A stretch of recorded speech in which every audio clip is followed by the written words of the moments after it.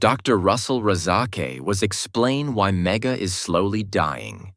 Less popular at this stage in his presidency than any president in the entirety of American history. And you realize it's not just abroad where Maga is in retreat, it's in the US too, and it's in every state, blue or red, and at every level. Maga is clearly in capitulation. Having said that, it doesn't mean that, of course, the game is up. In fact, in the short term, it probably means things might get worse, because for Trump's psyche, he cannot handle any sense of things turning against him. He has to convince himself that the opposite is true.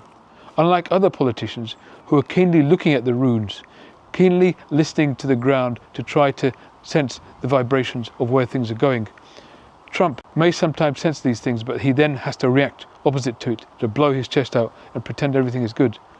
So what that is likely to do is to make Trump more aggressive, more polarizing, more partisan, more hateful.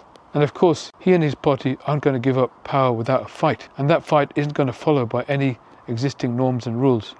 The more he realizes he's becoming unpopular, the more he will try to deny it. The more he will try to manipulate the system and rig things to stay on top. But on the other hand, the more people there are rising up in their own way, voting against, marching against, protesting against, and committing themselves against Trump and this regime. So things are going to build up to a crescendo. And so that's how they may well get worse before they get better, because the conflict is brewing. But you know what?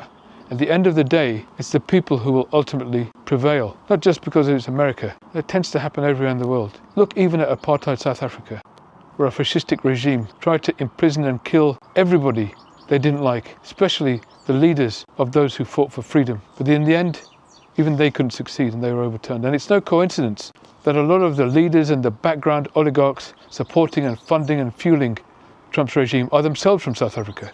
Whether it's Elon Musk or Peter Thiel, there are several others of them who've come from South Africa.